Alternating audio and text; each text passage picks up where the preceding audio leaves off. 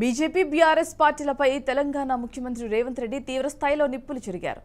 మహబూబాబాద్లో ఏర్పాటు చేసిన కాంగ్రెస్ జనజాతర సభలో ఆయన మాట్లాడుతూ తెలంగాణ ఏర్పాటునకు తప్పుపట్టిన ప్రధాని మోదీ బీజేపీ నేతలు ఎక్కడ ఓట్లు ఎలా అడుగుతారు అని ప్రశ్నించారు.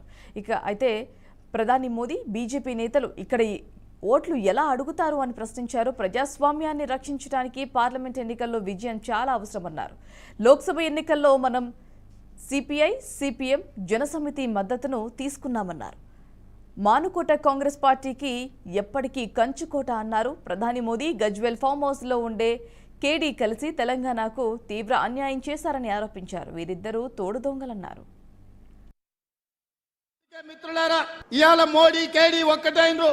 ప్రత్యక్షంగా కొట్లాడితే వాళ్ళకి సీట్లు రావని ఒకరికి ఒకడు సహకరించుకొని ఇవాళ బిడ్డ బెయిల్ కోసం మోడీతోని చీకటి ఒప్పందం చేసుకొని ఈ రోజు రాష్ట్రంలో 5 సీట్లు మహబూబ్ నగర్, చేవెళ్ళ, మల్కాజ్గిరి, భువనగిరి, జైరాబాద్ సీట్లల్లో బీఆర్ఎస్ వాళ్ళు బీజేపీకి పని చేసేటట్టు చీకటి ఒప్పందం చేసుకున్నాడు.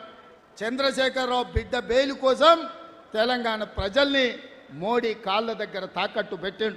అందుకే ఇవాళ తెలంగాణ యువకులను నేను ఆలోచన చేయమంటున్నా, తెలంగాణ ప్రజల్ని ఆలోచన చేసి తీర్పు ఇవ్వమంటున్నా. ఇవాళ తెలంగాణ ఆడబిడ్డలకు హక్కు లేవు. తెలంగాణ ఆడబిడ్డల్ని అవమానించిన చరిత్ర ఉమ్మడి రాష్ట్రాలలో తెలుగు మాట్లాడే వాళ్ళు 42 మంది ఎంపీలు ఉంటే నరేంద్ర మోడీ ఒక్క మంత్రి పదవి ఇచ్చాడు. గా బోడి గుజరాత్లో 26 మంది ఎంపీలు ఉంటే 7 పార్లమెంట్లు ఇచ్చాడు, 7 మంత్రులు ఇచ్చాడు. ఉత్తరప్రదేశ్లో 60 మంది ఉంటే 12 మంది ఇచ్చాడు. నేను అడుగుతున్న నరేంద్ర మోడీని తెలంగాణ ప్రజల తరఫున, మా తెలుగు మాట్లాడే వాళ్ళు పార్లమెంట్లో 42 మంది ఉంటే ఏకాకిగా ఏకలింగం 1 ఇస్తావు ఎట్లా?